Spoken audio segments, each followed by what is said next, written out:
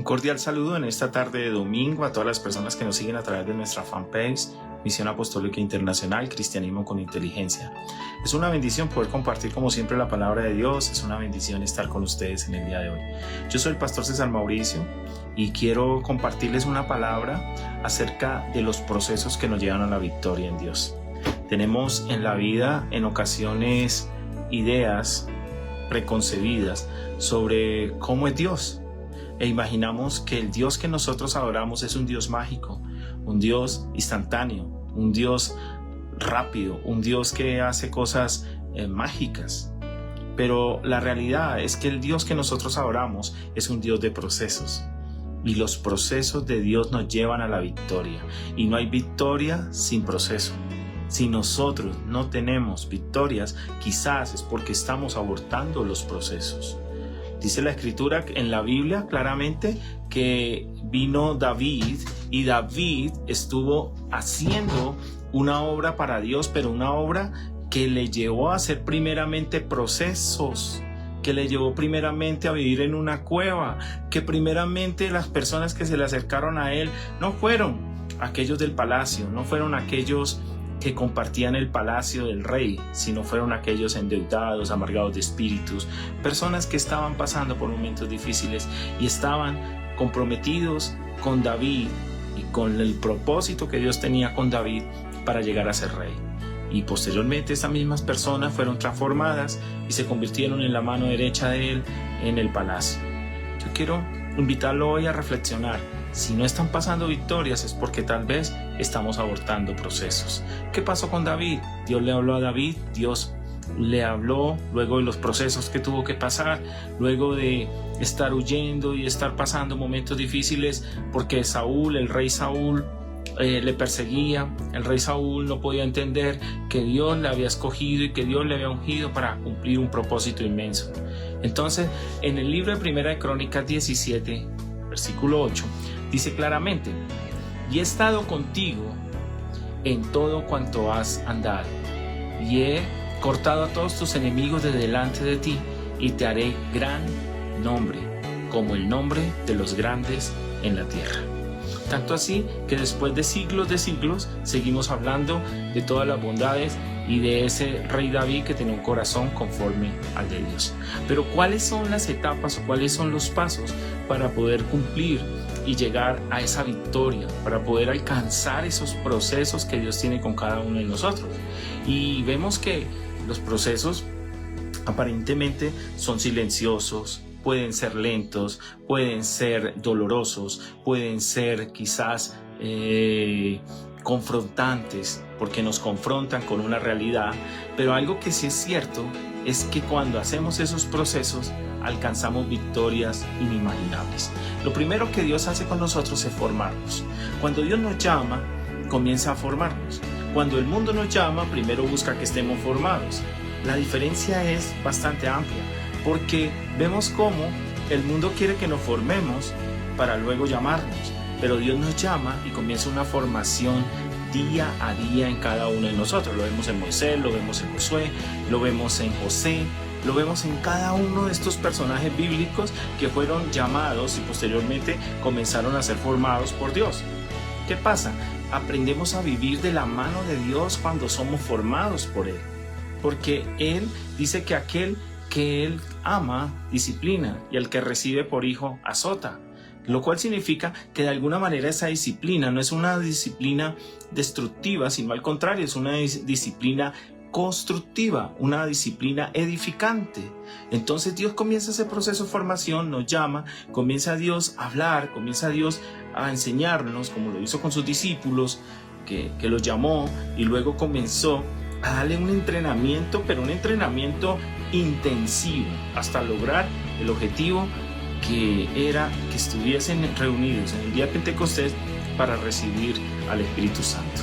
Pero vemos otros casos, como el caso de José, que siendo un niño fue vendido, que siendo muy joven, y esto tuvo que pasar durante mucho rato. Se dice que puede ser unos 13 años, 14 años lo que tuvo que vivir en dificultad, en la cárcel, pasando momentos de procesos para alcanzar la victoria de ser el gobernador de Egipto. que en ese momento era la nación más importante sobre la tierra. Yo quiero que hoy nosotros meditemos si estamos en esa formación, si estamos en ese proceso, si estamos en una parte ya de esa etapa que nos va a llevar a grandes victorias. La formación puede ser dolorosa, la formación muchas veces es frustrante porque sentimos que no vamos a poder, sentimos que no lo vamos a hacer, pero recuerda, no estamos solos, vamos de la mano de Dios. Recuerda que Dios siempre está allí para ayudarnos. Algo que dice en 1 de Pedro 5, 6 y 7 dice que debemos humillarnos bajo la poderosa mano de Dios para que cuando fuere tiempo Él nos exalte. Significa que yo estoy bajo el cuidado y bajo la protección de la mano de Dios. Yo estoy en el hueco de su mano, yo estoy siendo protegido por Él, yo estoy siendo cuidado por ese Dios maravilloso. Y Él nos tiene allí hasta cuando fuere tiempo. En ocasiones somos duros, en ocasiones tenemos que hacer procesos fuertes. Vemos el proceso de Moisés. Dios le llamó para ser un libertador, pero Moisés lleva 40 años en el desierto. Lleva 40 años en un proceso de formación y esos 40 años quizás le permitieron aprender a ser humilde, le permitieron aprender a caminar de la mano de Dios, le permitieron aprender de alguna manera a bajar ese orgullo, esa prepotencia, esa soberbia que todos de alguna forma tenemos, porque es la naturaleza caída del hombre, la soberbia, el orgullo, la vanidad. Pero Moisés, y Dios le hizo un llamado fuerte cuando tenía 80 años. Tal vez ese periodo desde los 40 hasta los 80 fue el periodo de formación más arduo que pudo tener este varón de Dios para alcanzar el propósito de libertar al pueblo de Israel que llevaba 430 años cautivo en Egipto. Entonces, lo primero, debemos nosotros ¿qué hacer? Debemos nosotros estar listos a someternos bajo la poderosa mano de Dios para que cuando sea el momento, Él nos levante, nos exalte, nos engrandezca y pueda usarnos de una manera sobrenatural. Lo segundo, nosotros vemos cómo en el Salmo 113:7 dice que Él levanta del polvo al pobre y al menesteroso alza del muladar, ¿sí? Para hacerlo sentar, dice aquí, la Escritura dice claramente, para hacerlos sentar, ¿sí? Para llevarlos a lugares de preeminencia, a lugares de reyes, a lugares donde Dios quiere, que en este caso dice la Escritura, para hacerlos sentar con príncipes, con los príncipes de su pueblo. Él hace también habitar en familia la estéril para que sea madre de hijos. Entonces, ¿qué nos está diciendo el Señor? El segundo proceso, aparte de la formación, es la humillación. Si nosotros queremos realmente dar muchos frutos, tenemos que aprender ¿a qué? A humillarnos, porque si el grano cae en tierra y muere, dará mucho fruto. Pero si nosotros vivimos en esa exaltación, vivimos en esa vanidad, vivimos en ese orgullo, vivimos en esa sobradez, y no hablo de personas que no conocen de Dios, sino hay veces somos viviendo una sobradez y una vanidad y un orgullo espiritual, un orgullo camuflado, ¿sí? Un orgullo allí entrelazado con testimonios y con escritura, tratando de ser un cristiano conceptual. Yo le llamo cristiano conceptual a aquel que tiene mucho conocimiento de la palabra, que sabe muchos versículos bíblicos, que entiende mucho de la Biblia, pero que no aplica absolutamente nada. Y ese cristiano conceptual se convierte en el peor cristiano porque se convierte en el cristiano que anda juzgando todo el tiempo, pero que de alguna manera no está viendo esa viga que tiene en su propio ojo, pero sí mirando la paja en el ojo ajeno. Yo quiero invitarlo hoy a que nosotros aprendamos a humillarnos, porque el que se humilla será exaltado. Cada vez que usted recibe una humillación, Dios te va a exaltar. Cada vez que usted y yo nos postremos y estemos de rodillas delante de Dios, Dios nos levanta, porque la mejor o el mejor lugar es el lugar secreto para venir postrado, a adorarle, de rodillas, a decirle, Señor, yo necesito de ti. Y Él nos levantará. Mira cómo dice, Él levanta al pobre del polvo. ¿Sí? ¿Cuántas personas vemos que no tienen oportunidades humanamente, pero Dios los levanta y Dios hace cosas maravillosas con ellos? Entonces, al menesteroso lo alza el muladar, lo hace sentar con los príncipes. lo cual significa que el que se humilla será levantado. Vemos, por ejemplo, a Job. Job se humilló. Job resistió con cuidado y con paciencia toda la situación que vivió. Y Dios lo terminó exaltando, lo terminó llenando de bendiciones y restituyéndole lo que había perdido. Vemos también cómo Bartimeo, de una manera hermosa, Bartimeo, ¿qué hizo? Bartimeo clamó al Señor. Señor, ten misericordia de mí. Jesús, hijo de David, ten misericordia de mí. El ciego gritaba humillado que tuviera misericordia de él. Pero cuando Jesús le escuchó, entendió que este hombre estaba gritando no con su voz, sino con su corazón, aunque los que rodeaban a Jesús le decían que se callara. Hoy Dios quiere invitarnos a levantarnos desde lo más bajo, desde lo más la base de nuestra vida, desde lo más difícil quizás. Tal vez hoy estás pasando por un momento de dificultad, estás pasando por situaciones de soledad, por situaciones de pérdida, por tristezas, por angustias, y Dios nos está invitando a colocar todo esto delante de Él, porque Dios va a levantarnos, porque el que se humilla será exaltado. Ahora, si ha vivido en un entorno donde ha recibido humillación, donde ha recibido tristeza, donde ha recibido quizás rechazo, glorifique el nombre de Jehová, porque si Dios dice aquí que levanta el polvo al pobre y al menesteroso lo levanta y lo hace sentar en la mesa de los príncipes, en mesa de reyes, es porque así es porque Dios va a comenzar a hacer ese proceso en cada uno de nosotros. En ocasiones nos quedamos en ese proceso porque la humillación sí que nos cuesta. La humillación sí que nos cuesta. Queremos devolver mal por mal, pero Dios nos está invitando a devolver bien por mal. Entonces, número 1, la formación. Número 2, la humillación. Número 3, cuando Dios ya nos pasa de esa etapa, de ese proceso, nos entrega un nuevo proceso, que es el proceso de la dedicación, de la perseverancia, del estar allí, del persistir. Y vemos cómo Dios le entregó a Josué un pueblo grande, un pueblo duro, un pueblo complejo, un pueblo que tenía realmente que hacer algo maravilloso, que era entrar a la tierra prometida. Pero ese pueblo necesitaba un líder y ese líder tenía que ser un líder dedicado como lo fue Moisés. Y dice la Escritura, Jehová dijo a Josué, desde este día comenzará a engrandecerte delante de todo Israel, para que entiendan que como estuve con Moisés, así estaré contigo. La dedicación trae con promesas y trae recompensas, y una de las recompensas que trae precisamente es ese engrandecimiento que Dios hace con nosotros, ese comenzar de nuevo, ese estar con cada uno de nosotros. Pero muchas veces nosotros no nos damos cuenta y ahí es cuando nos desviamos del camino.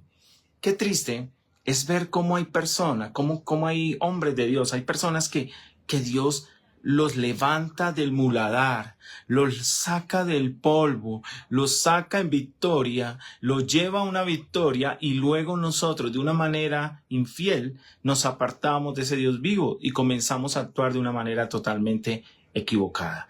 Dios nos está pidiendo que no olvidemos el proceso de dedicación. Dios nos da todo lo que queremos, Dios nos entrega todas las herramientas, nos engrandece. ¿Pero para qué nos engrandece? Para que muchos corran a ti por causa del nombre de Jehová, por causa del nombre de Jesucristo. Que busquen realmente una respuesta en ti, pero no porque tú seas Dios, sino porque tú eres la manifestación de un testimonio vivo de Dios. ¿Sí? Allí el apóstol Pablo lo dijo claramente, sed imitadores de mí como yo de Cristo. Entonces muchas personas dicen, ¿y cuál es el modelo de imitar? Imiten a ese verdadero siervo de Dios que está dedicado, que está entregado, como lo hizo Josué, como lo hizo Moisés, como lo hizo cada uno de estos hombres que le sirvieron al Señor, como lo hizo Juan, que fue desollado en vida, que lo llevaron a una isla, a dejarlo abandonado prácticamente en la isla de Pasmos. Y él siguió firme y allí recibió la gran revelación, lo que hoy llamamos el libro del Apocalipsis. Allí recibió esa visión de lo alto que transformó y que nos dio esa visión escatológica de lo que va a suceder. Esa visión escatológica de algo que nosotros muchas veces y pensamos siempre es muy distante o nos parece muy remoto en nuestros corazones. Dios quiere invitarnos a dedicarnos. Si Dios te está engrandeciendo, si Dios está haciendo cosas maravillosas, si Dios te sostiene, si Dios te lleva, si Dios te trae, si Dios te cuida, por favor, debemos estar también nosotros dedicados a servirle y a hacer lo que Dios quiere hacer con cada uno. Y por último, la convicción. Algo que Dios siempre nos pide es aprender a confiar en Él, para ser exaltado, para que si nosotros caminamos en ese sendero, podamos ver esas maravillosas obras de Dios hechas realidad en nuestra vida. Ejemplo, aquí vemos Proverbios 29-25, dice, el temor del hombre pondrá lazo, mas el que confía en Jehová será exaltado. En ocasiones nos comportamos como impíos, en ocasiones nos comportamos como personas que no conocen de Dios, porque dice la Biblia que el impío todo lo que teme, eso le vendrá. Mientras que el justo lo que desea, eso es lo que va a recibir. Y yo me comporto muchas veces un poquito del lado del impío, porque hay veces dudo y tengo tanto temor y creo que Dios no está conmigo y creo que Dios me está abandonando y creo que Dios no me escucha y creo que Dios me tiene totalmente olvidado. Y entonces entro en un temor profundo y ese temor profundo no me está dejando crecer verdaderamente en Dios. Entonces la invitación que Dios nos está haciendo hoy es a hacer procesos. El proceso de la convicción, como lo hizo el centurión. El centurión le dijo, siendo un hombre que no conocía tan profundo lo de Dios, le dijo, Señor, no es necesario que vaya porque yo tengo soldados y si le digo ven, ellos vienen y si le digo vayan, ellos van. Tú puedes hacer lo mismo porque sabía la autoridad de Jesús. También la mujer sirofenicia, cuando Jesús le lanza tremenda palabra a esta mujer y esta mujer dice que hasta los perros comen de la mesa de sus señores. Porque ella entendió que nosotros debemos aprender a tener convicción. Y cuando tenemos convicción, activamos todo lo que pasa en el reino de los cielos. Recuerde que la fe es parte de la fe, es la convicción de lo que no se ve. Es la certeza de lo que se espera y la convicción de lo que no se ve. Lo dice el libro de Hebreos capítulo 11. Entonces, ¿qué quiere el Señor decirnos en esta hora? Que nosotros debemos en esta hora decirle a Dios, Señor, no sé en qué parte del proceso voy, pero lo único que sé es que en la medida que haga buenos procesos van a haber excelentes victorias, van a haber excelentes triunfos, van a haber reconocimientos, recompensas, cosas maravillosas que quizás ni siquiera yo he podido entender en este momento. Voy a comenzar los procesos. No dejen inconclusos los procesos. No aborten los procesos. No permitan que nadie detenga, obstaculice o quite del camino ese proceso maravilloso en el que está. Puede que sea doloroso, puede que se sienta solo, puede que esté experimentando un momento de dificultad, pero no significa que te vas a quedar allí. Significa que ese proceso está dándose para alcanzar grandes victorias. Dios les bendiga en esta hora.